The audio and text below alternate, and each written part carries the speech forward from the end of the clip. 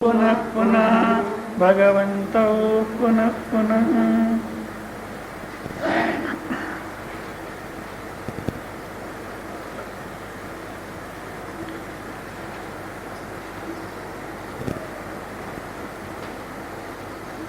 తృప్తమైన జీవనం చేయాలి అని ప్రతి ఒక్కరు ప్రయత్నం చేస్తుంటారు. అయితే తృప్తి అనేది మనస్సు తృప్తి చెందాలి అనే మన ప్రయత్నం.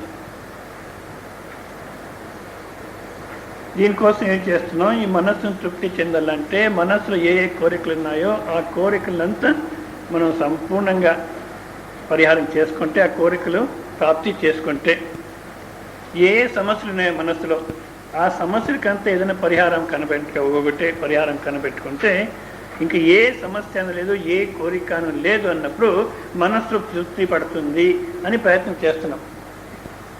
కానీ ఈ విధంగా తృప్తి పొందేదానికి సాధ్యమా అని ఎప్పుడు యోచన చేయలే. ఒక్కొక్క కోరిక మనసు పూర్ణం చేసుకుంటున్నామే, మనసులో కోరికలు తగ్గుతున్నాయా, ఆ తృప్తి అనేది వస్తూ ఉందా, ఏమి వివేకం చేయకోకుండా ఎందుకు తృప్తి లేదు అంటే తగినంత డబ్బు ఎంత ఉందో అది సరిపోలేదు గనక ఇంకా కొంచెం డబ్బు సంపాదించేస్తే అప్పుడు తృప్తి ఉంటుంది. ఇండ్లు ఎన్ని కట్టినామో అవి సరిపోలేదు, ఇంకా కొన్ని కట్టుకుంటే తృప్తి. ఈ విధంగా ఎందుకు నాకు తృప్తి లేదు అంటే ఏదో ఒకటి తక్కువ ఉంది, ఏదో ఒకటి కావాలి, అది పూర్ణం చేసుకుంటే అది వచ్చేస్తే తృప్తిగా ఉంటానని ఇదే విధంగానే జీవనం చేస్తున్నాం. జన్మజన్మాల్లో ఇట్లే జీవనం చేస్తున్నాము. ఈ జన్మంలో కూడాను ఎందుకు తృప్తి లేదంటే డబ్బు తక్కువ ఉంది, అది తక్కువ ఉంది, ఇది తక్కువ ఉంది కనుక తృప్తి లేదు అని ఈ బాహ్య జగత్తుని నాది అని చేసుకునే దాంట్లోనే ప్రయత్నం చేస్తున్నాం. దీన్నే నేను అనేది మూర్ఖత్వం అని, స్టూపిడిటీ. మూర్ఖత్వం అంటే ఇదేనే. ఎందుకంటే నిజంగా మన జీవితంలో ఫలాంది లేదు గనక తృప్తి లేదు అనుకున్నాము. డబ్బు లేదు, డబ్బు సంపాదన చేస్తే తృప్తిగా ఉంటాను అనుకున్నాను. డబ్బు సంపాదన అయిన తర్వాత తృప్తి వచ్చిందా? వివేకం చేయలే. లేదు, పెళ్లి చేసుకుంటే తప్పని కాదు, పెళ్లి చేసుకుంటే తృప్తిగా ఉంటాను అనుకున్నాను. పెళ్లి అయిన తర్వాత ఏమైంది మీకు బాగా తెలుసు, నాకన్నా బాగా తెలుసు. తృప్తి వచ్చిందా? రాలే. లేదు, పిల్లలైతే తృప్తి. ఇట్లా ఒక్కటైన తర్వాత తృప్తి వచ్చిందా లేదా అని వివేకం చేయకోకుండా మళ్ళీ అదే విధంగానే పోతున్న. డబ్బు సంపాదన చేసినాము, తృప్తి రాలేదు. అయినా ఏమంటుంది మనస్సు? ఇంకా కొంచెం డబ్బు సంపాదించి తర్వాత తృప్తిగా ఉంటావు అంటుంది. ఇదే విధంగానే ప్రయత్నం చేసుకొని పోతున్నాం. కానీ ఏది వచ్చిన తర్వాత మన జీవితంలో తృప్తి అనేది వస్తుంది, ఏది లేదు కనుక నేను అతృప్తిగా ఉన్నాను అనే వివేకం చేయలే.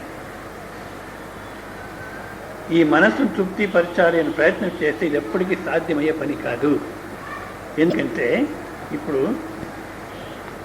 మీరే ఆలోచన చేస్తే ఈ మనస్సు ఏదేదో లేదు నా దగ్గర గనక తృప్తి లేదనింది. అవంతా మనం సంపాదన చేసుకున్నాం. సంపాదన చేసుకున్నా కూడా తృప్తి వచ్చిందా అంటే రాలే. అయినా కూడా మళ్ళీ మనసు అదే విధంగానే ప్రయత్నం చేస్తూ ఉంటుంది. కానీ ఎవరో ఒకరికి ఒక్కసారి తలకు పోయిందంట. ఏమి? ఇదే విధంగానే జీవనం చేస్తుంటే తృప్తి పొందేదానికి సాధ్యం లేదు. ఏదో ఒక కర్మ చేసుకొని ఏదో ఒక ఫలం పొంది ఆ ఫలంతో తృప్తిగా ఉంటాను, చేసి పొందే దాంట్లో తృప్తిగా ఉంటాను అంటే ఇది సాధ్యమయ్యే పని కాదు అని ఒక గురువుని వెతుక్కుని పోయినాడంట. పరీక్షలోకాన్ కర్మచిత్తాన్ని నిర్వేదమాయాత్ బ్రాహ్మణో నాస్త్య కృతకృతేన తద్విజ్ఞానార్థం గురుమేవాభిగచ్చే శ్రోత్రం బ్రహ్మనిష్టం సమిత్వాణి. ఈ చేసి పొందే దాంట్లో నీ తృప్తి కలగదు అని ఎవరైతే కనుక్కున్నారో వాడే నిజంగా అధికారి. అటువంటి అధికారి వెతుక్కొని పోయినాడంట గురువుని. సరే, ఎక్కడెక్కడ పోయినాడు, ఏదో గురువు దగ్గర పోయినాడు. అయ్యా, నీకు తృప్తిగా ఉండాలంటే తల కింద చేసి కాళ్ళ పైన చేసి నిలబడుకో, 1 గంట నువ్వు చేయగలిగా ఉంటే ఎట్లా తృప్తిగా ఉంటావు అని ఏదో యోగాసనాలు అది ఇది చేస్తున్నాడు. యోగాసనాలు చేసేది మంచిదే, కానీ యోగాసనాలతో తృప్తి వస్తుంది. మనసు కొంతవరకు శరీరం బాగుపడవచ్చు, మనసు కొంతవరకు సమాధానానికి రావచ్చేమో, అంతేగాని దాంట్లో సమస్య పరిహారం కాదు. దాన్ని విపరీతంగా శరీర ఆరోగ్యానికి ఎంత కావాలో అంత తీసుకుంటే సరిపోతుంది, కానీ దాన్ని విపరీతంగా పట్టుకుంటే ఏ లాభం లేదు. ఏదో ఒక సర్టిఫికేట్ రావచ్చు, యోగ పట్టు అని ఒక సర్టిఫికేటు 80వ సంవత్సరంలో కూడాను 18వ సంవత్సరంలో యువకుడు ఏ విధంగా ఉంటాడో ఆ విధంగా ఉంది వీడి శరీరము అని డాక్టర్ సర్టిఫై చేయొచ్చు. కానీ తృప్తి వస్తుందంటే రాదు. కానీ ఆయన పోయినాడు, ఎవరో మహానుభావుడు చెప్పినాడు, ఇట్లా తల కిందకి చేసి కాలు పైన చేసి నిలబడుకొని అంతా చేసినాడు. మళ్ళీ ఇంకెక్కడ పోయినాడు, కోటి నామజపం చేయండి అన్నారు. నామజపం చేసేది కరెక్టే, విరోధం లేదు. కానీ దాంట్లో మళ్ళీ లెక్క పెట్టి చేసేదానికి పోతారే. చాలామంది అట్లా చెప్తూ ఉన్నారు కూడా మహానుభావులు, ఏ ప్రయోజనం కూడా లేదు. ఎందుకంటే జపం చేసే సమయంలో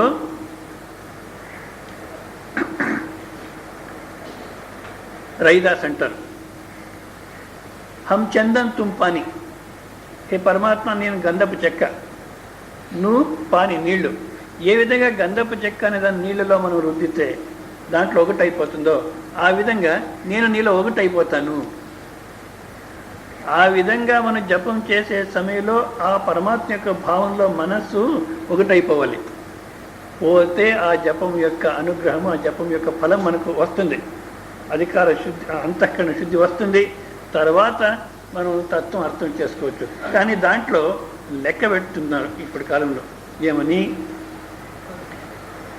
గదగ్లో ఏదో ఒక సంస్థ వాళ్ళు 1 కోటి రామనామ జపం చేస్తున్నారు. 1 కోటి అయిన తర్వాత తృప్తి కల, మళ్ళీ ఏం చేస్తున్నారు, 3 కోట్లు చేయాలి అని ప్రయత్నం చేస్తున్నారు. అది కూడా అయింది, 3 కోట్లు చేస్తున్నారు. అయినా మనసు తృప్తి రాలే. ఇప్పుడు ఏం చేస్తున్నారు, 13 కోట్లు చేయాలి అని సంకల్పం చేస్తున్నారు. సరే, 13 కోట్లు అయిన తర్వాత దాని జొత్తోనే ఇంకొక సంకల్పం కూడా చేస్తున్నారు. 13 కోటి అంటారు 13 అంటే. ఆ 13 కోటి 13 సార్లు చేయాలి అంటే ఇంకా 13 సార్లు చేయాలి. ఇంకా 13 సార్లు కాదు, 26 కోట్లు చేసినప్పుడు తృప్తి రాదు. ఎందుకు?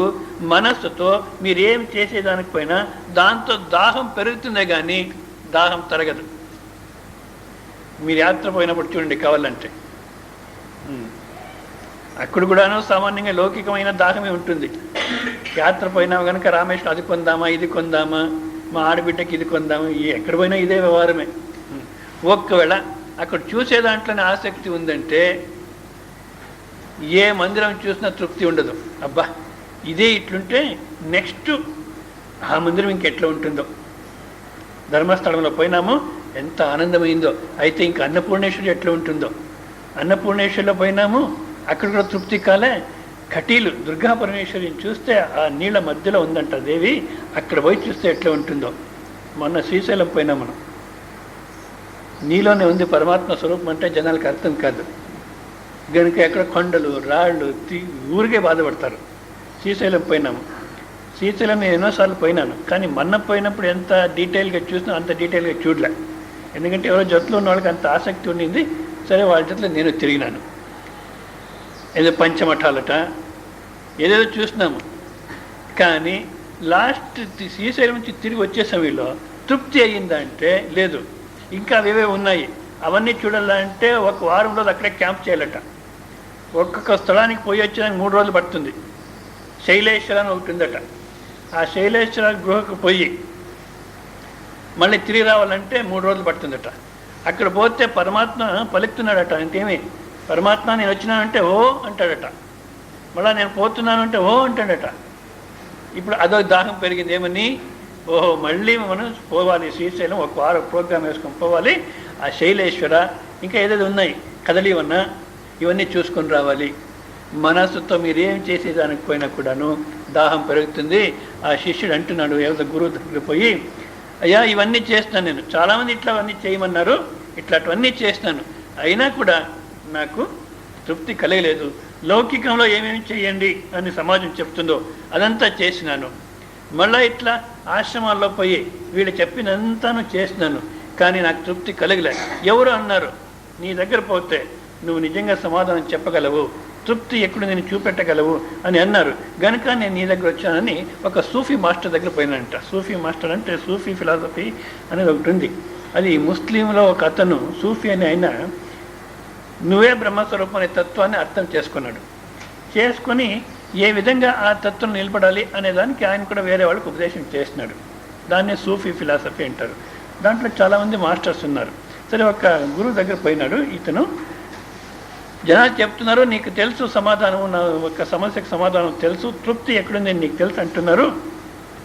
గనుక ఏ విధంగా తృప్తి పొందేది, ఏ విధంగా ఈ మనసును తృప్తిపరిచే చెప్పు అంటే ఆయన అన్నాడు, అయ్యా ఆ విధంగా చెప్పేవాడు కాదు, నేను మైక్లు వేసుకొని పాంప్లెట్స్ కొట్టించి అట్లా చెప్పేవాడు కాదు. ఇప్పుడు నేను ఆశ్రమానికి నీళ్ళు తెచ్చుకోవాలి. నీళ్ళు తెచ్చుకోవడానికి నేను ప్రారంభం చేస్తాను. సంపూర్ణంగా నీళ్లు తెచ్చుకున్న తర్వాతనే నువ్వు మాట్లాడాలి. మధ్య మాట్లాడినావంటే చెప్పను, ఊరికే కూర్చో. ఆయన అన్నాడు, ఏదో పిచ్చివాడిలాగా ఉన్నాడు, ఆశ్రమానికి నీళ్ళు తెచ్చేది ఎంత పెద్ద పని, అది ఉండేవాడు ఒకడు, ఇంకెన్ని బిందెలు తెస్తాడు, కావాలంటే నేనే తీసుకుని చేస్తాను, ఇదేం పెద్ద ఇది. కానీ ఏం 15 నిమిషాలు పడుతుందో, అర్ధ గంట పడుతుందో, ఇంత జీవనమే వేస్ట్ అయిపోయింది. తృప్తి కోసం ప్రయత్నం చేసి ఇన్ని సంవత్సరాలు వేస్ట్ చేసుకున్నాను. ఇంకొక అర్ధ గంట, ఇంకొక 15 నిమిషాలు కదా, హాయిగా ఉందాం. అది ఏం చేస్తాడో చేయని. నీళ్ళు తెచ్చుకున్న తర్వాత సమాధానం ఎట్లు చెప్తానన్నాడు అని సమాధానంగా కూర్చునేదానికి ప్రయత్నం చేస్తున్నాడు. ఆ గురు బకెట్ తాడు తీసుకొని లేచినాడు.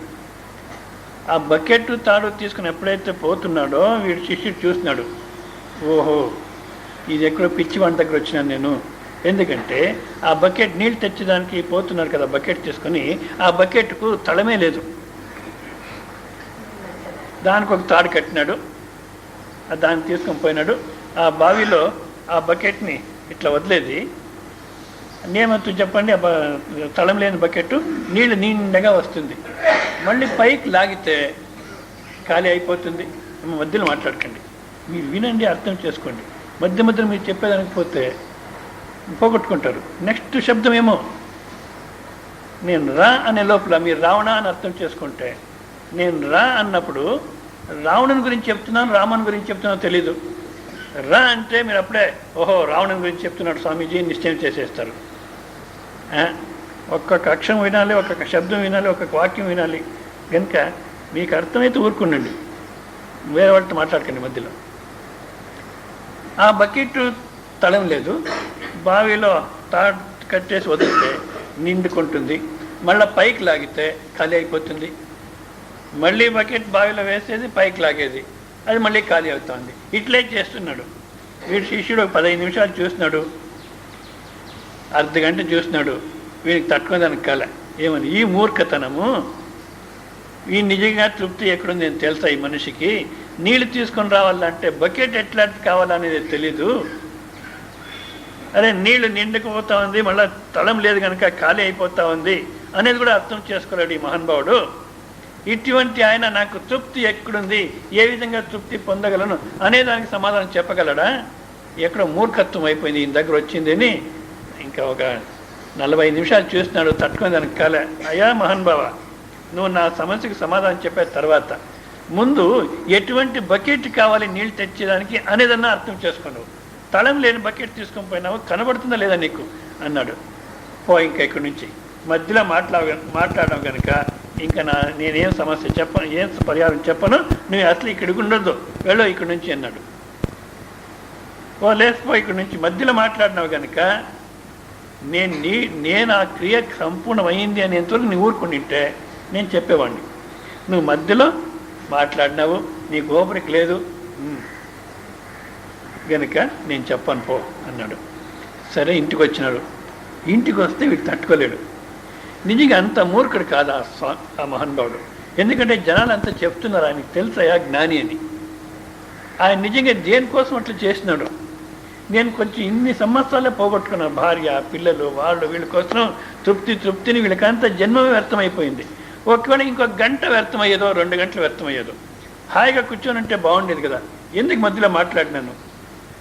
ఆయనే ఆ బకెట్ నీళ్ళలో వేసి పైకి తీసి చేసి ఆయనే అలసిపోయి మళ్ళీ చెప్పేవాడో ఏమో. నేను ఎందుకు ఇట్లా పని చేస్తాను అని రాత్రి అంతా నిద్ర రాలే. మళ్ళీ పోయినాడు. నెక్స్ట్ డే గురువు దగ్గర పోయినాడు. అయ్యా నువ్వు మళ్ళీ ప్రారంభం చేయి నీళ్ళు తెచ్చుకోవడానికి, మధ్యలో ఇంక నేను మాట్లాడను, నువ్వు అయింది సంపూర్ణమైంది ఈ క్రియ అనేంతవరకు నేను మాట్లాడను, నువ్వు మళ్ళీ ప్రారంభం చేయను. ఒక్కసారి ఫెయిల్ అయినావంటే అయిపోయింది, మళ్ళీ కుదరదు అదంతా. లేదు ఏమన్నా చేసి నువ్వు చెప్పాలి నాకు, లేకపోతే నాకు ఇంకెవరు లేదు సమాధానం చెప్పేవాళ్ళు, ఏమన్నా చేసి నువ్వు చెప్పాలని ప్రాధేయపడితే చెప్పినాడు. అయ్యా నేను సమాధానం చెప్పేసినాను, నువ్వు అర్థం చేసుకోలేదు. ఏం చెప్పినారు, ఏం మాట్లాడలేదు ఆ విచారాన్ని గురించి. నేను మాట్లాడకపోయినా నా క్రియలోనే బాగా చూపెట్టినాను నీకు సమాధానం. ఏమర్థం చెప్పండి? మనస్సు అనేది తళం లేని బకెట్. మీరు దానికి ఏదన్నా కొంచెం వేస్తే ఆ క్షణంలో తృప్తి నిండిపోతుంది, మనస్సు మళ్ళా ఖాళీ అవుతుంది. మీరు ఏదన్నా చూడండి, మీరు ప్రాప్తి చేసుకున్నది ఏదైనా అబ్బా చాలప్ప అని మనస్సు కోరుకుంటుందా, ఆ క్షణానికి చాలు ఎంత తృప్తి అయిందో నాకు అంటుంది. ఆ తర్వాత మొన్న ఏదో ఒక కార్యక్రమం చేస్తాం, ఏదో నేచర్ క్యూర్ డాక్టర్ వచ్చినాడని, వాళ్ళెవరో కార్యక్రమం ఎంత బాగా జరిగిందో, బాగా జరిగింది స్వామిజీ, ఎక్సర్సైజెస్ చాలా బాగున్నాయి, చాలా బాగా జరిగింది అన్నారు. వెంటనే మా అత్త వచ్చింది కానీ నాతో మాట్లాడలే, పోయింది. ఆ కార్యక్రమంలో వచ్చిన తృప్తి అంతా పోయింది. మాట్లాడుకోకుండా పోతే ఏమి అంటే మనకు ఒప్పుకోదు, అంత మాత్రం నాకు విలువ లేదా? పక్కన కూర్చొని ఉంటే ఏమని మాట్లాడలేదా? పోనీ నేనే మాట్లాడచ్చు, పోనీ మీరన్నా మాట్లాడినారు కదా, తృప్తిగా ఉండండి, ఎప్పుడు నేనే మాట్లాడియాలా? ఇది మనస్సు స్వభావము. ఎప్పుడు ఏదో ఒకటి చూస్తుంది, ఏదో ఒక దాంట్లో దాహం పెంచుకుంటుంది. మీరేం చేసినా కూడాను మనస్సు అనేది తృప్తి చెందేది కాదు. కనుక నీళ్లు తీసుకొని రావాలంటే ఆ బకెట్ తీసేయాలి. తృప్తి కావాలంటే ఆ మనస్సు అనేటువంటి బకెట్ని తీసేయండి. ఆ మనస్సు అనేటువంటి బకెట్ని తీసేస్తే అప్పుడే తృప్తిగా ఉండడానికి సాధ్యము. కానీ ఇప్పుడు మనస్సు అంటే ఏమి? సామాన్యంగా ఏం చేస్తున్నారు జనాలంటే, జనాలే చాలామంది మహానుభావులు కూడా చెప్తున్నారు, శాంతమైన మనస్సు, స్థిరమైన మనస్సు, సమాధానమైన మనస్సు. నిజంగా అటువంటి మనస్సు లేదు. అలలు లేని సముద్రము సాధ్యమా? అదేవిధంగా శాంతమైన మనస్సు. మనస్సు ఉంటే శాంతి ఉండదు, శాంతి ఉంటే మనస్సు ఉండదు. గనుక మీరు మనస్సులో ఉండేటువంటి ఒక్క సమస్యను పరిహారం చేసుకుంటే శాంతిగా ఉంటాను అని ప్రయత్నం చేస్తే, ఒక్క మనస్సును మీరు ఒక్క సమస్యను పరిహారం చేస్తానంటే 10 సమస్యలు ప్రారంభమవుతాయి. ఏది పరిహారం అనుకుంటారో అదే సమస్య అయి ఉంటుంది. నేను డాక్టరు, నా కొడుకు కూడా డాక్టరు, కోడలు కూడా డాక్టర్ వచ్చేస్తే ఎంత బాగుంటుందో. ఎవరో ఒక డాక్టర్ అట్లా చేస్తున్నాడు, ఆ కొడుకు కోడలకు పేషెంట్స్ కూడా రెడీ చేసి పెట్టుకున్నాడు నర్సింగ్ హోమ్లో. ఫ్యామిలీ డాక్టర్ అంటారు కదా, వీళ్ళు నాయన దగ్గర మందు తీసుకునే వాళ్ళం మేము, ఇప్పుడు కొడుకు దగ్గర తీసుకుంటున్నాము, వాళ్ళ మనుమల దగ్గరకు అంటే వీళ్ళకి రోగం నయం కాలే. ఫ్యామిలీ డాక్టర్ తండ్రి ఇచ్చినా నయం కాలే, వీళ్ళ రోగం అట్లే మెయింటైన్ చేస్తుంటారు. కానీ చేసినాడు. కానీ గ్రాడ్యుయేట్ ఎండి చేసినటువంటి కోడల్ని తీసుకొని వచ్చినాడు. అబ్బా, ఇంకా ఈ నర్సింగ్ హోము మన ముగ్గురు చూసుకుంటూ ఉంటే మన జీవితం అనేది స్వర్గము, ఆనందము అనుకున్నారు. కానీ ఏదైతే సమస్య పరిహారం అనుకున్నారో అదే మళ్ళీ మరొక సమస్యకి సృష్టి చేసింది. ఏం సమస్య సృష్టి చేసింది? 3 నెలలు ఉండింది అమ్మాయి, మళ్ళీ పుట్టినింటి పోయి మళ్ళీ రాలే. డైవర్స్ వేసుకొని ఉంటుంది. వీళ్ళే డైవర్స్ పోతే ఇంకెంత ఇవ్వాల్సి వస్తుందో అనే భయము. పోనీ వాళ్ళ ఇంట్లో అమ్మాయి ఉంది, మన ఇంట్లో మనం ఇంకో పెళ్లి చేసుకుందామంటే, ఒకవేళ పెళ్లి చేసుకున్న తర్వాత వాళ్ళు ఏమైనా కోర్టుకు పోతే గవర్నమెంట్ ఉద్యోగం పోతుంది, నర్సింగ్ హోమ్ ఉంది, గవర్నమెంట్ ఉద్యోగం ఉంది, మళ్ళా అరెస్ట్ అయిపోతుంది. ఇదంతా రామాయణము. మరి ఏం చేయాలి? ఆ అబ్బాయిని చూసుకొని ఇంట్లో ఉండేదానికి కాదు, పరిహారం కనపడదు. మనం ఏది సమస్య పరిహారం చేస్తాం అనుకున్నామో అదే మరొక ఒక్కొక్కటి పరిహారం చేసుకుంటాము అంటే 10 సమస్యలు ప్రారంభమవుతుంది. నేను చెప్పినాను ఎట్లా సమస్య పరిహారం అంటే మనదంతా రింగ్ వస్తే వినపడదు. వీనికి జ్ఞాపకం ఉందా? మర్చిపోయింటారు, దృష్టాంతాలు మర్చిపోతే కష్టం. రింగ్ వస్తే వినపడదు. అందుకని ఈఎన్టీ స్పెషలిస్ట్ దగ్గర పోయినాడు. వాళ్ళు బాగా పరీక్ష చేసి 10 రోజులు ట్రీట్మెంట్ ఇచ్చినారు. ఇప్పుడు నయమైంది పోండి అంటారు. ఇప్పుడు ఎంత బాగా నయమైందంటే రింగ్ రాకపోయినా వినపడుతుంది. మన సమస్యలు పరిహారం చేసుకునేదంతా ఇట్లండి. గనుక మీరు ఒక్కొక్క సమస్యని పరిహారం చేసుకుంటా ఈ మనస్సును తృప్తి వస్తుంది అని ప్రయత్నం చేస్తే లాభం లేదు. కనుక ఏం చేయాలి? మనస్సు అనేదాన్ని తీసేయాలి. కాదు, మనస్సు అనేదాన్ని అర్థం చేసుకోవాలి. ఏం మనస్సు అంటే మీరు గమనిస్తే, మీలో మీరు గమనిస్తే మనస్సు అనేటువంటి వస్తు నిజంగా లేదు. మరి ఏముంది? తలంపుల యొక్క ప్రవాహాన్నే మనస్సు అంటున్నాం. కానీ ఒక్క తలంపు అయిన తర్వాత ఒక్క తలంపు వస్తున్నాయి. ఎంత స్పీడ్గా వస్తున్నాయంటే సతతంగా ఒక వస్తువు ఉన్నట్టు కనబడుతుంది మనకు. ఏ విధంగా ఫ్యాన్ తిరుగుతూ ఉంటుంది. 3-5 రెక్కలు ఉన్నాయి. మన తిరిగే దాంట్లో ఎట్లా కనబడుతుంది మనకంటే ఒక ప్లేట్ మాదిరి కనబడుతుంది. ఎందుకు? ఒక్కటి అయిన తర్వాత ఒకటి ఆ స్థానానికి ఎట్లా వస్తుంది, ఎంత స్పీడ్తో వస్తున్నాయంటే సతతంగా ఒక చక్రం ఉన్నట్టు కనబడుతుంది మనకు. నిజంగా ఆ విధంగా ఉందంటే లేదు. ఇప్పుడు గ్రంథం అంటున్నాం. నిజంగా గ్రంథం అంటే ఏమి? పారాగ్రాఫ్స్ ఉన్నాయి కాదు, వాక్యాలు ఉన్నాయి కాదు, శబ్దాలు ఉన్నాయి కాదు, అక్షరాలు ఉన్నాయి. అంతే కదా. ఆ అక్షరాలు ఒక వ్యవస్థితమైన రీతితో ప్రింట్ చేస్తున్నారు కనుక గ్రంథం అంటున్నాం. ఏ విధంగా అక్షరాలు జోడించినారంటే ఆ అక్షరాల జోడన మనకు ఒక అభిప్రాయాన్ని ఇస్తుంది. కానీ గ్రంథం అంటున్నాం. గ్రంథం అంటే అక్షరాలు తప్పితే గ్రంథం ఏడుంది? కనుక అదేవిధంగా మనస్సు అన్నప్పుడు వృత్తి ప్రవాహము. ఒక వృత్తి అయిన తర్వాత ఒక వృత్తి వస్తూ ఉంది. ఎంత స్పీడ్గా వస్తున్నాయంటే మనస్సు అనేది ఉంది అనిపిస్తుంది మనకు. కానీ వాస్తవికంగా మనస్సు అనేది లేదు, వృత్తి ప్రవాహమే ఉంది. సరే, ఈ వృత్తి అనేది కూడాను వృత్తి, ప్రత్యయ, తలంపు, థాట్ ఇవన్నీ ఒకటేనే. ఈ తలంపు అనేది కూడాను ఒక్కటి అయిన తర్వాత ఒకటి వస్తుంది అంటే ఒక్క తలంపుకు మరొక తలంపుకు మధ్యలో వ్యవధానం ఉంది. అర్థమయ్యే దానికోసం కాల వ్యవధానం అంటాను నేను.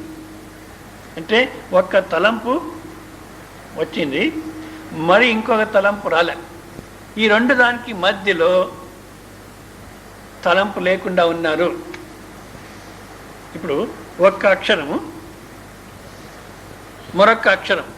ఇప్పుడు గ్రంథం మనం తీసుకున్నప్పుడు వ్యాఖ్యానಗಳಲ್ಲಿ అంటే వ్యాఖ్యానಗಳಲ್ಲಿ అనేది ఒక శబ్దం. కానీ వ్యా, ఖ్య ఇవి రెండు మధ్యలో స్థలం ఉంది. ఖ్య, న ఇవి మధ్యలోనే ఉంది. నా, గ దీని మధ్యలో స్థలం ఉంది. గా, లి స్థలం ఉందా లేదా? అంతేకాదు వ్యాఖ్యానಗಳಲ್ಲಿ ఏకరూపವಾಗಿರುವುದಿಲ್ಲ అన్నప్పుడు ఒక్క శబ్దానికి మరొక శబ్దానికి మధ్యలో స్థలం ఉంది. మళ్ళీ ఒక వాక్యానికి మరొక వాక్యానికి మధ్యలో ఇంకా ఎక్కువ స్థలం ఉంది. మళ్ళీ ఒక పేర మరొక పేరకు మధ్యలో స్థలం ఉంది. వాస్తవికంగా గ్రంథం అంటే ఖాళీ స్థలమే ఎక్కువ. అవునా కదా?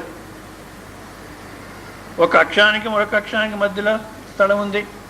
ఒక శబ్దానికి మధ్యలో స్థలం ఉంది. ఒక వాక్యానికి మధ్యలో స్థలం ఉంది. ఒక పారాగ్రాఫ్కు మధ్యలో స్థలం ఉంది. మళ్ళీ మార్జిన్స్ ఇట్లా చూస్తే వాస్తవికంగా ఏముందంటే ఖాళీ స్థలమే ఎక్కువ ఉంది. అదేవిధంగా మన మనస్సు అనే దాన్ని చూస్తే ఒక్క తలంపు అయిన తర్వాత మధ్యలో వ్యవధానం ఉంది, మరొక తలంపు వస్తూ ఉంది. తలంపు అయిన తర్వాత తలంపు వస్తుంది అంటే ఈ రెండు తలంపుల మధ్యలో ఖాళీ స్థలమే ఉంది.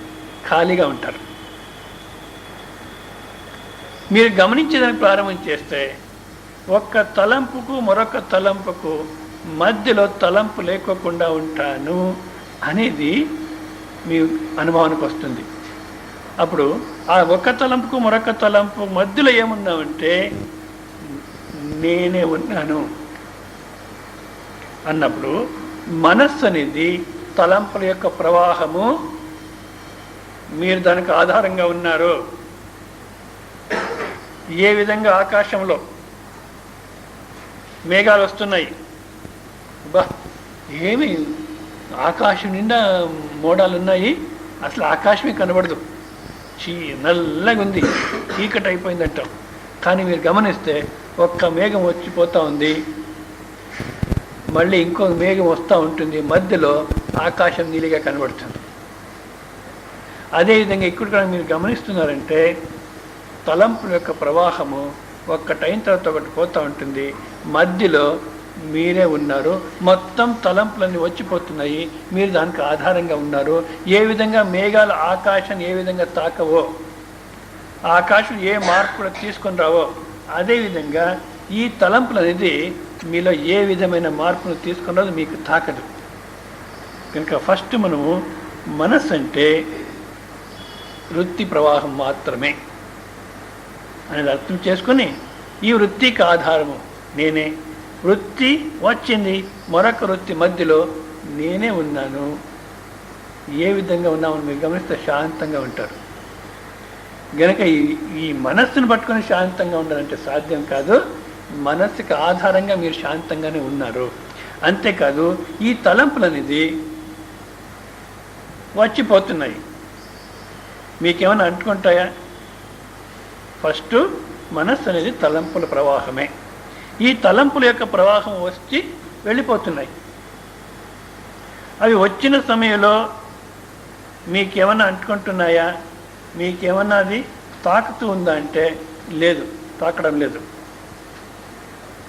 వచ్చిన సమయంలోనూ ఏ మార్పు కలగదు, వెళ్ళిపోయిన సమయంలోనూ ఏ మార్పు కలగదు, ఉన్న సమయంలోనూ మీలో ఏ మార్పు రాదు.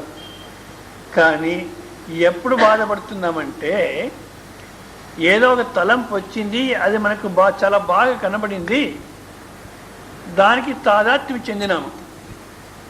ఎంత తాదాత్మ్యం చెందినామంటే ఇప్పుడు ఇంటికి అతిథులు వస్తున్నారు, చాలామంది వస్తుంటారు, బంధువులు స్నేహితులు వాళ్ళు కూడా వస్తుంటారు. అతిథి అంటే ఏమి? వాడిని ఆహ్వానం చేసి వానికి అన్నమో ఏది కావాలో ఇచ్చి పంపించేసేయాలి, అవునా? కానీ మనం ఎంత బాగా చూసుకున్నామంటే వాడు పోనేలే, ఇంక అక్కడ పోయి ఊరికి ఎందుకు సచ్చేది, ఇంటికి పోయి ఇక్కడే బాగుంది నాకు. ఎవరో ఒక అతను నా జట్టులో భిక్షానికి వచ్చేవాడు, ఏదో ఊర్లో నా జట్టులో భిక్షానికి వచ్చేవాడు. వస్తే ఆయన మరి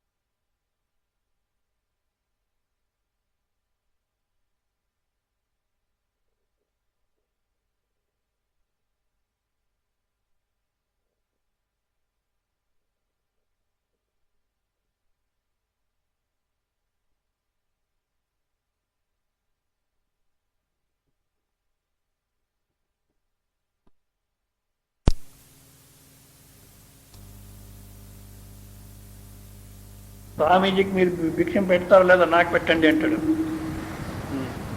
హైదరాబాద్లో ఒక ఆశ్రమంలో ఆయన మహారాష్ట్ర స్వామీజీ పూనా ప్రవచనానికి పోయినాడు. ఒక చిన్న అమ్మాయి, ఒక 8-10 సంవత్సరాల అమ్మాయి, చాలా ఆసక్తి కలిగింది ఆమెకు. నేను ఈ సమ్మర్ హాలిడేస్లో ఈ స్వామి దగ్గర పోయి చదువుకుంటాను, మంతా గింత నేర్చుకుంటాను అని వచ్చింది. ఆ వయసులోనే ఆమె అన్నం తినాలన్నా కూడా చాలా నియమము, ప్రతి ఒక్క దాంట్లో నియమం ఉండేది, చాలా ఆసక్తి ఉండింది దీంట్లో. సరే అదేవిధంగా హాలిడేస్లో వచ్చి ఈయన దగ్గర నేర్చుకుని కొనక ఆశ్రమంలోనే చేరుకుంది. ఈరోజు ఎవరో మనం చెప్పినారు, పూనా దగ్గర ఒక ఆశ్రమం చేరి భీమా రివర్ పైన ఒక ఆశ్రమం చేసినాడు స్వామీజీ. ఆ అమ్మాయి ఇప్పుడు చీఫ్ ఆశ్రమానికి. స్వామీజీకి ఒక గ్లాస్ నీళ్ళు ఇవ్వాల అన్న ఆ అమ్మాయి పర్మిషన్ లేకుండా నీళ్ళు పోదు ఆయనకు. ఇప్పుడు అతిథిగా వచ్చిన ఆమె ఏమైంది, యజమాని అయిపోయింది. అదేవిధంగా ఈ తలంపులు వస్తున్నాయే, నిజంగా అతిథి మాదిరి వస్తున్నాయి, బయట నుంచి వస్తున్నాయి. మనం ఏం చేస్తున్నాం, దానికి ఎంత భద్రంగా పట్టుకుంటున్నామంటే రాను రాను నేను అతిథి అయిపోతాను, అవి యజమాని అయిపోతున్నాయి. అప్పుడు బాధపడుతున్నాం. గనుక ఏ తలంపు పైన కూడా తాదాత్మ్యం ఉండకూడదు. చెడ్డది మంచిది అని దానికి పేరు పెట్టుకోకుండా, దాంట్లో తాదాత్మ్యం చెందుకోకుండా వచ్చి వెళ్ళిపోతున్నాయి. నాకేమాత్రం సంబంధం లేదు. ఏ తలంపు కూడా మీది కాదు, ఏ అభిప్రాయం కూడా మీది కాదు. ఎందుకంటే మీకు ఏ అభిప్రాయం అంటుకోదు. ఏ అభిప్రాయం అంటుకోదంటే ఇప్పుడు మీరే మీ అనుభవమే చూసుకోండి. నాది ఇది అభిప్రాయము అంటారు. ఇదేనా, నీకు ఇదే ఇష్టమా? అవును, నాకు ఇట్లా ఉండాలి, ఇదే ఇష్టము. సరేలే, నువ్వు చెప్పినట్టే కానీ ఎందుకు ఊరికి కురుక్షేత్రం అని ఒప్పుకొనేస్తారు. ఉదయం లేచి నేను నిన్న రాత్రి అట్లా చెప్పినాను, కానీ రాత్రి అంతా యోచన చేస్తాను, నాకు నిద్ర రాలే, మళ్ళీ యోచన చేస్తాను, అట్లా వద్దు ఇట్లా అంటారు. మళ్ళీ కాదు, నా అభిప్రాయం ఇది, నా అభిప్రాయం ఇది అన్నారే రాత్రి, మళ్ళీ ఎట్లా చేంజ్ చేస్తున్నారు? మనం నిజంగా ఏది కూడా ఏ అభిప్రాయం మీది కాదు, ఏ తలంపు మీది కాదు. మనము తాదాత్మ్యం చెంది దానికోసం కురుక్షేత్రం చేసుకుంటున్నాం. నేను చెప్పినట్టే జరగాలి, నా అభిప్రాయం ఇది, నా మాట విలువ లేదా, నేను ఆలోచన చేస్తే విలువ లేదా దానికి అంటున్నాం. వాస్తవికంగా ఏ తలంపు కూడా మీకు అంటుకుంది కాదు, ఏ తలంపు మీది కాదు.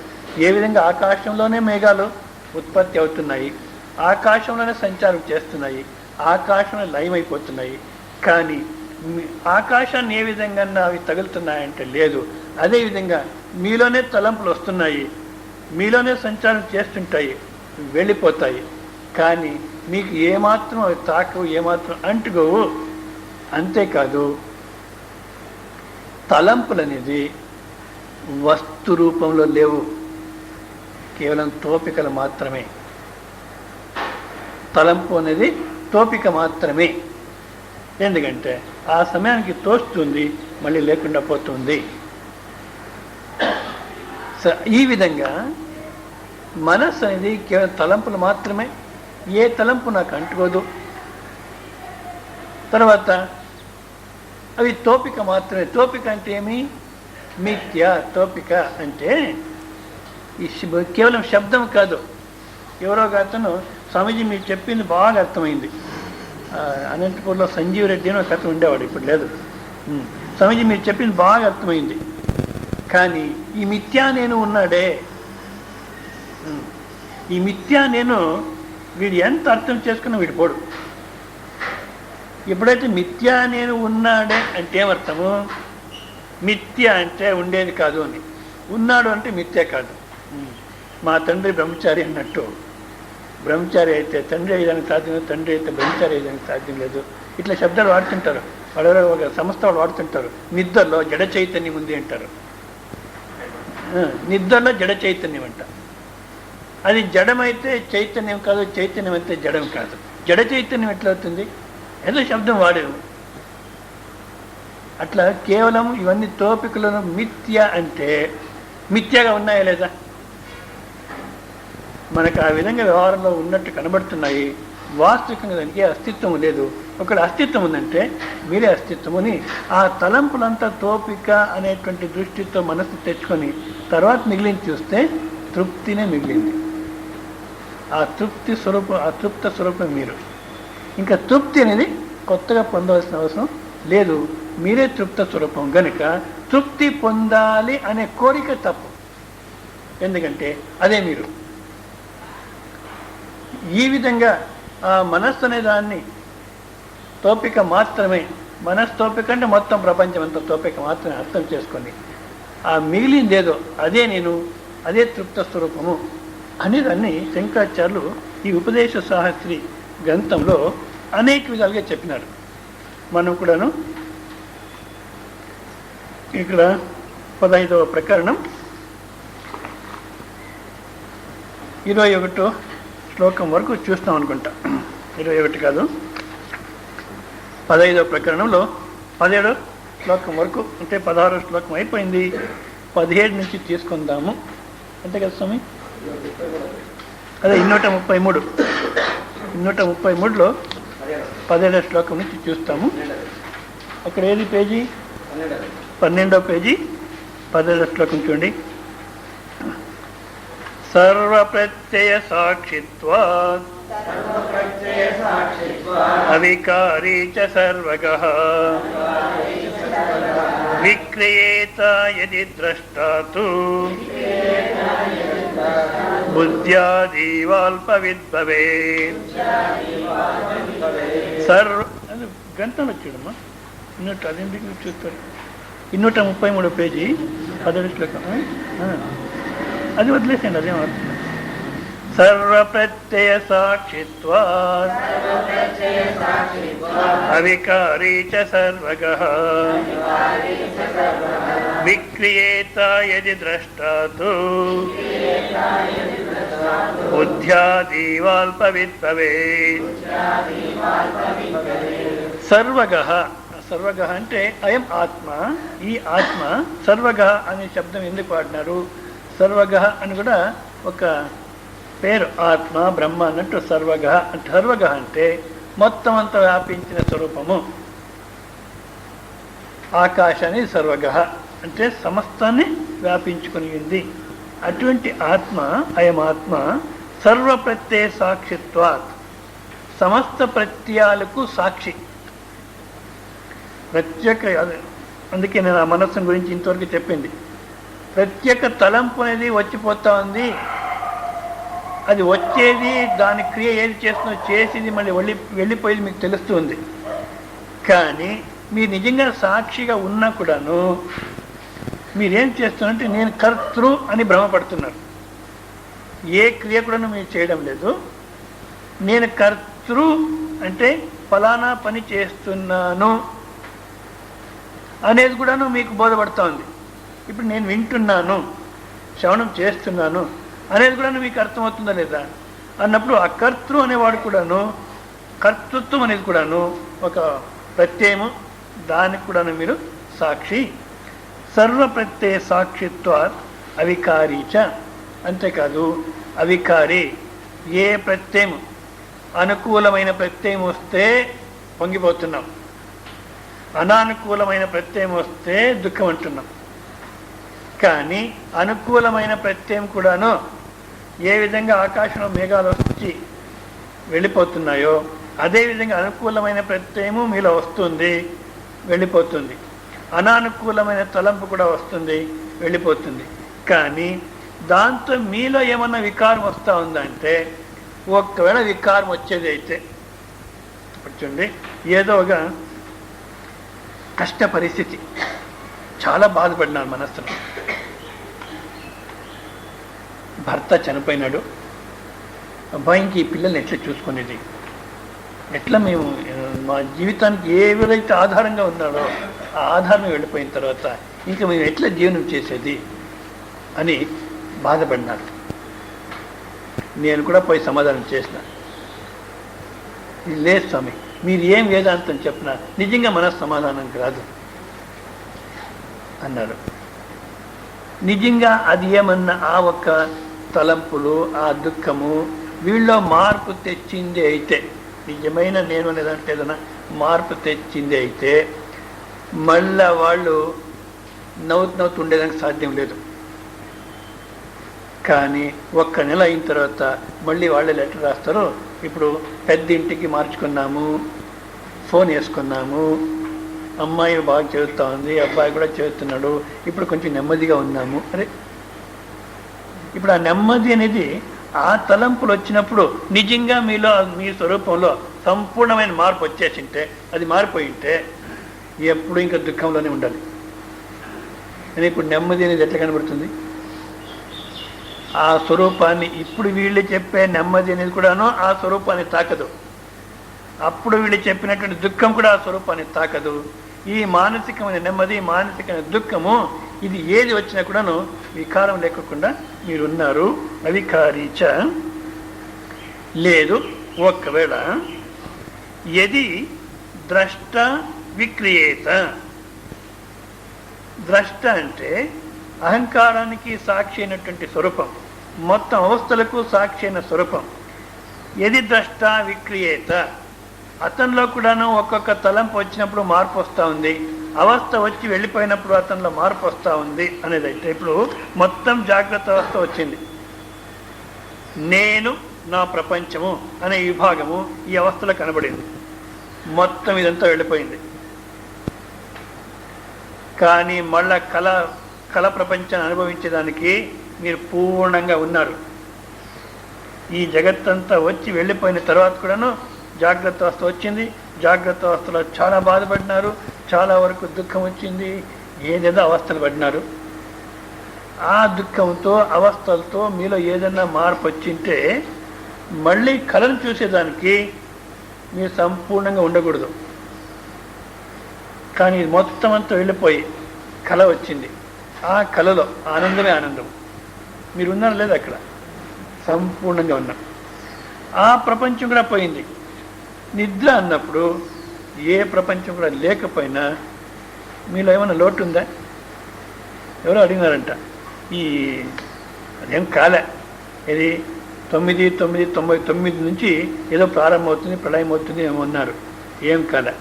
ఆ సమయంలో ఎవరు అడిగినారంట, అక్కడ అనంతపురంలో ఆ ప్రతాప్ రెడ్డి గారి భార్య దగ్గర వచ్చి, ఏదో ప్రళయం అవుతుంది అంటారే మీ స్వామీజీ ఏమంటాడు?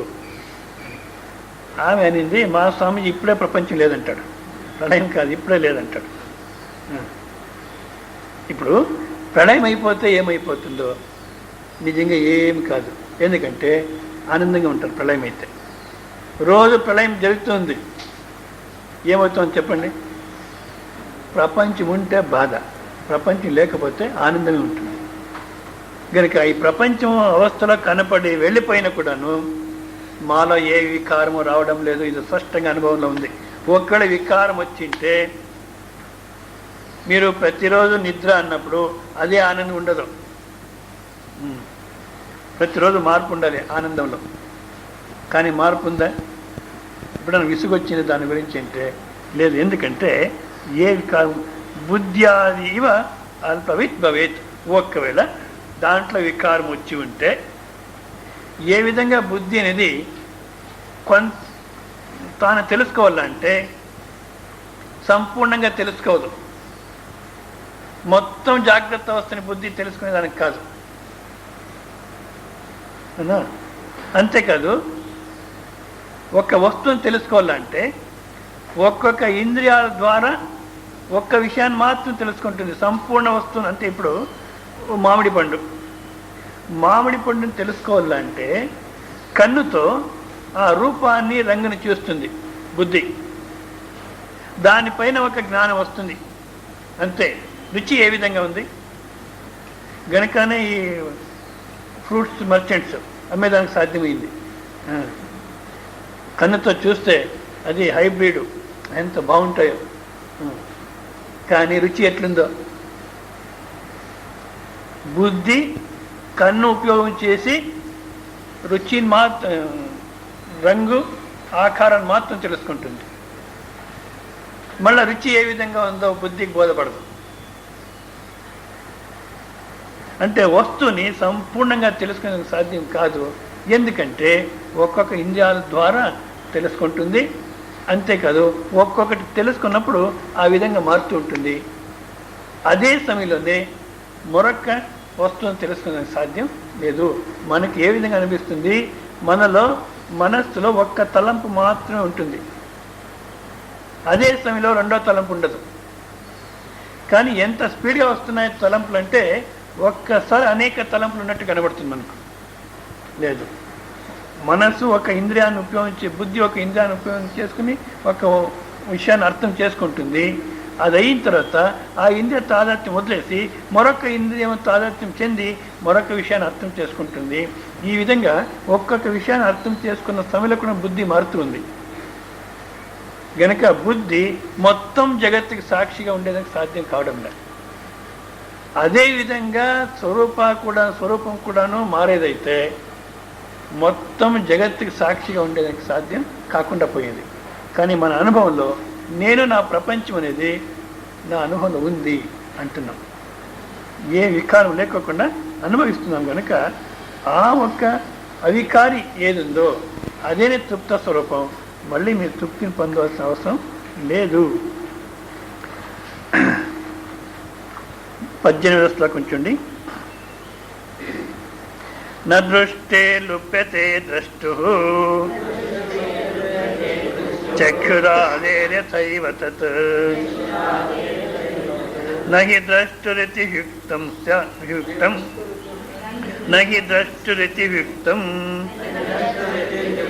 తస్మాత్ ద్రష్టా సదైవ దృక్. న దృష్టే లుప్యతే ద్రష్టుః చక్షురాధేర్యతైవ తత్ నహి ద్రష్టురితి యుక్తం తస్మాత్ ద్రష్టా సదైవ దృక్. చక్షురాదేః దృష్టిః యథా లుప్యతే. చక్షురాదేః, ఇక్కడ చక్షు అనేదాన్ని ఒకటి తీసుకు, ఆది అంటే సమస్త ఇంద్రియాలని మనం తీసుకోవచ్చు. కానీ చక్షు అనేది ఒకటి తీసుకొని మనము అర్థం చేసుకుంటే చక్షురాదేః దృష్టి, ఈ కన్ను యొక్క దృష్టి మనకు బాగా కనబడుతూ ఉంటుంది. కన్ను మూసుకున్నామంటే బస్ రూప జగత్తు లేదు, రూపము రంగు అనేది లేదు. మీకు చాలామంది బాధపడుతుంటారు, అయ్యో కన్ను కనబడదు అని. ఏమైంది? కన్ను కనబడకుండా పోతే నా అభిప్రాయంలో అంత బాధ తగ్గింది, రూప జగత్తు యొక్క బాధ తగ్గింది. చెవి వినపడదు, మంచిదైంది. ఎవరు తిట్టినా ఏమైంది. కొంతమంది మహానుభావులు ఇట్లే జీవనం చేస్తారు. ఉత్తరకాశీని అక్కడ ఋషికేశ్ నుంచి ఒక 250 కిలోమీటర్స్ పైన పోవాలి. అక్కడి నుంచి మళ్ళీ ఉత్తరకాశీ గంగోత్రి ఉంది, ఆ టిబేటియన్ బార్డర్ వైపు. ఆ గంగోత్రిలో ఒక మహానుభావుడు ఉన్నాడు. 2 గుహలు ఉన్నాయి. ఒక్క గుహలో రామ లక్ష్మణ సీత, ఒకసారి చెప్పినా నేను, రామ లక్ష్మణ సీత ఆంజనేయ ఆ విగ్రహాలు పెట్టుకొని పూజ చేస్తుంటాడు. మరొక గుహలో తనున్నాడు. వాళ్ళ గురువు ఉండేవాడట. ఆ గురువు పోయిన తర్వాత ఈయన పూజ చేసుకుని ఉన్నాడు. పెద్ద వివేకం ఏం చేయలేదు. అయినా కూడా ఎంత సమాధానంగా ఉన్నాడంటే, డివైన్ లైఫ్ సొసైటీ స్వామి చిదానంద ఆయన పోయి చూశాడు ఆ సాధువుని. అయ్యా కన్ను కనబడదంటారు రా అంటే, ఆ కొండల్లో ఉదయం 3 గంటలు 4 గంటలు లేస్తాడు. ఆ కన్ను కనబడకపోయినా అభ్యాసం పైన పోయి నదిలో స్నానం చేసుకొని వస్తాడు. మళ్ళీ ఆ గుహలో అభిషేకం చేస్తాడు. ఆ శ్రీరామచంద్ర అభిషేకం అర్చన అంతా చేస్తాడు. మళ్ళీ రామాయణం నోటికి వస్తుంది చెప్పుకుంటాడు, హాయిగా ఉంటాడు. మళ్ళీ మధ్యాహ్నము అడవిలో పోయి అదేదో ఆకు కనిపెట్టుకున్నాడు. స్పర్శ జ్ఞానంతో ఇట్లని ఆకు తీసుకొని వస్తాడు. ఇంత వండుకొని తినేస్తాడు. ఇంకేం వ్యవహారం లేదు. ఆయన పోయి అయ్యా కన్ను కనబడదు రా, ఢిల్లీకి పిలుచుకొని పోయి మీకు ట్రీట్మెంట్ ఇప్పిస్తాము రా అంటే, కన్ను లేనప్పుడు ఏ వ్యవహారం కన్ను ఉన్నప్పుడు నేను ఏం వ్యవహారం చేస్తున్నానో, కన్ను లేనప్పుడు అదే వ్యవహారమే చేస్తున్నాను, నాకు ఇంకా దృష్టి ఎందుకు అనవసరము అన్నాడట. కానీ మనం అట్లా ఉండలేము, ఏదో బాధపడుతుంటే. కానీ ఇప్పుడు ఇక్కడ దృష్టాంతం ఏమంటే, కన్ను అనేది కనబడుతోంది. కన్ను మూసుకున్నామంటే రూప జగత్తు లేదు. మళ్ళీ తెలుస్తున్నాం అంటే కన్ను తీసి చూసినప్పుడు కనబడుతుంది, కన్ను మూసుకున్నామంటే కనబడదు. ఈ విధంగా దృష్టి లుప్తం అవుతోంది. అంతేకాదు కన్ను అనేది కొంచెం వయస్సు అయిన తర్వాత కనబడకుండా పోతుంది. అప్పుడు కూడా మనకు బాహ్య దృశ్యాలు కనబడదు. కానీ ఇప్పుడు నా కన్ను బాగా కనబడుతూ ఉంది, ఇప్పుడు నా కన్ను కనపడదు అనేది ఏ దృష్టితో మీరు అర్థం చేసుకుంటున్నారో దానికి లుప్తం ఉందా అంటే ఆ దృష్టి, అయ్యో ఇప్పుడు నా కన్ను కనపడుతుందో కనపడదో ఇది అర్థం కాదు అని ఎప్పుడైనా అంటారా మీరు? ఇక కన్ను ఇది 5 3 4 కనుక్కోలేను నేను, నా కన్ను 3 4 కనుక్కునే సాధ్యం లేదు, అంతలో ఉంది, వస్తువు ఏ విధంగా ఉందో ఆ విధంగా కనపడదు అని చెప్పొచ్చు. కానీ నా కన్ను ఏ విధంగా ఉందో నేను కనుక్కోలేకపోయినాను, కనబడుతుందో కనబడదో ఏమీ అర్థం కాదు నాకు లేదు. ఎందుకంటే కన్ను బాగా కనబడుతుంది అనేది మీకు బోధపడుతుంది, కన్ను ఇప్పుడు బాగా కనబడదు అనేది బోధపడుతుంది. ఆ దృష్టి, మీ కన్ను కనబడిన ఆ దృష్టి తనంతకు తానుంది, కన్ను కనబడకపోయినా తనంతకు తానుంది. ఆ దృష్టి లుప్తమయ్యేది కాదు. నా దృష్టి చక్షురాదేహే దృష్టి యథా లుప్యతే తథా ద్రష్టు ఆత్మనా దృష్టి నా లుప్యతే. లౌకికమైన దృష్టి అంటే ఇది, కన్నుతో చూసేది. అలౌకికం అంటే ఈ కన్నును కూడా ఏదైతే చూస్తూ ఉందో దాని యొక్క దృష్టి ఎప్పటికీ మారేది కాదంటే మీ స్వస్వరూపంలో ఏ మార్పు కూడా రాదు. అదే మీరన్నప్పుడు ఇక్కడ ఏమి జరిగినా కూడాను, ఇక్కడ అంటే ఇక్కడ శరీర ఇంద్రియ బుద్ధి మనస్సు వరకు ఏమి జరిగినా నిజంగా మీకేమి తాకదు, మీకే విధమైన మార్పును రాదు. ఇంత మనం వింటున్నాము. ఏదన్నా ఎవరన్నా బస్సులో కూర్చున్నప్పుడు కొంచెం తాకితే చాలు ఎంత మార్పు వచ్చేస్తుంది లోపల.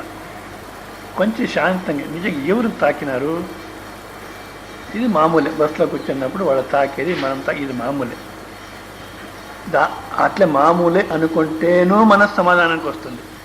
లేదు ఒకవేళ తాకినారో నన్ను తోస్తున్నారంటే ఎవరిని తోసినారు?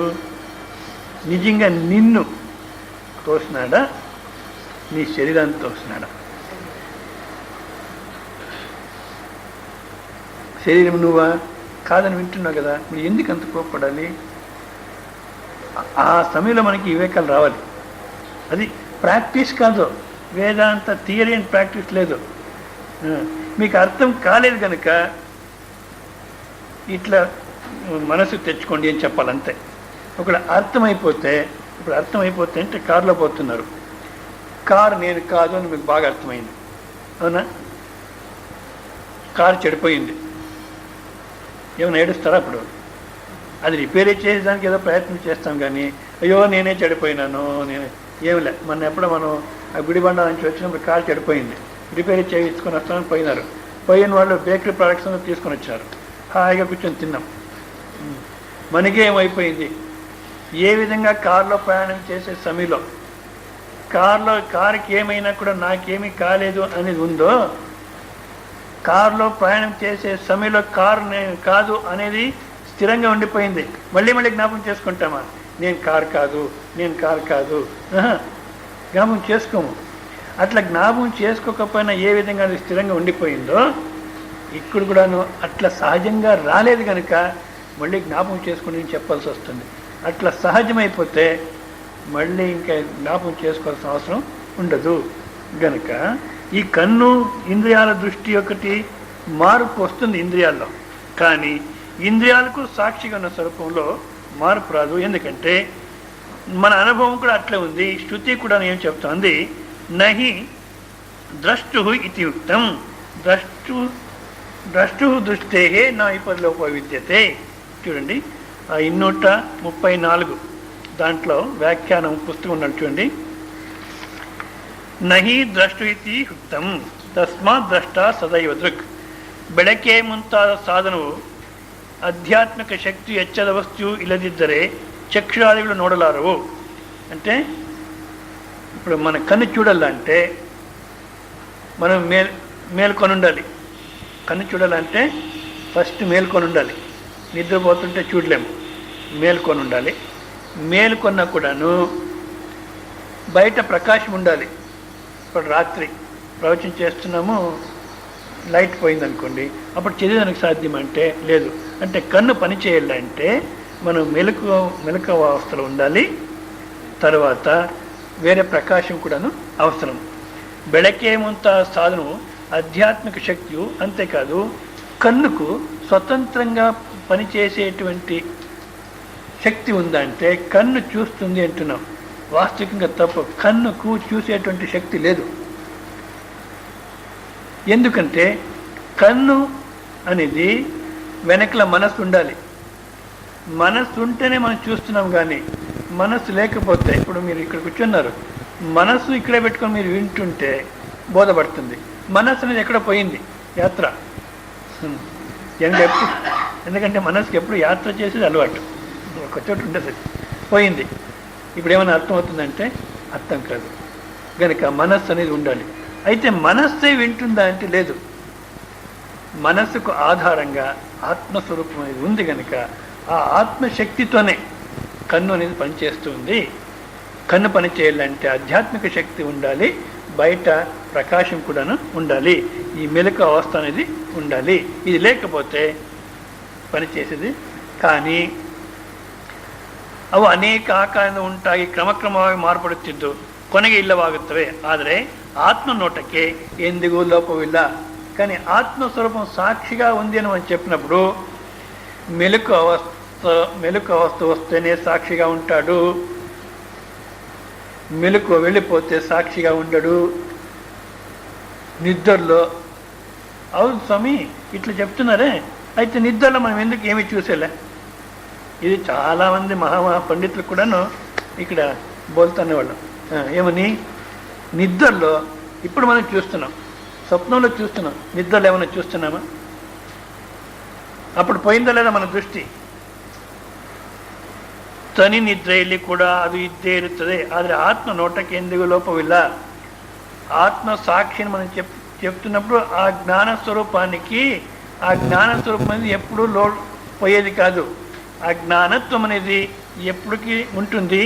తను నిద్రలో లేదు కదా అంటే తన నిద్రలో కూడా అది ఇద్దేరుతుంది. నిద్రలో కూడాను ఆ స్వరూపానికి చూసేటువంటి శక్తి, సాక్షిత్వం అనేది ఉంది. అంటే నిద్ర అనే దాన్ని పెట్టుకొని సాక్షిత్వం ఉంది అంటున్నాం. లేకపోతే నేను నిద్రపోయినాను లేచినాను అనేది బోధపడదు. నిద్ర అనేది ఒకటి ఉంది అని పెట్టుకున్నప్పుడు నిద్రకి ఎవరు సాక్షి? నిద్రపోయినాను అని ఎట్టు తెలుసు? మేల్కొన్నది ఒకటి ఉంది. నువ్వు నిద్ర అన్న సమయంలో మేల్కొన్నది ఒకటి ఉంది గనక నిద్రపోయింది అర్థమైంది. సమాధిలో ఉన్నాను ఇంతవరకు ఎట్లా తెలుసు? సమాధిలో పట్టేదానికి ఏదైతే సమాధి నుంచి పట్టేదానికి ఏది సాధ్యం కాదో అది సమాధికి సాక్షిగా ఉంది గనక సమాధి అనేది అర్థమైంది. గనక నిద్రలో మరి ఏమి మనకు బోధపడలేదంటే చూసేదానికి మరొక వస్తువు లేదక్కడ. గనక చూసేవాని యొక్క దృష్టిలో ఏదో మార్పు వచ్చింది గనక నిద్రలో ఏమి కనపడలేదని కాదు. చూసేదానికి ఏ విధమైన వస్తువు అనేది అక్కడ లేదు. నహి ద్రష్టు ద్రష్టే విపర్లోప విద్యతే అవినాశిత్వాత్ నతు తద్వితీయమస్తి తతో అన్యద్విభక్తం యత్ పశ్చేత్.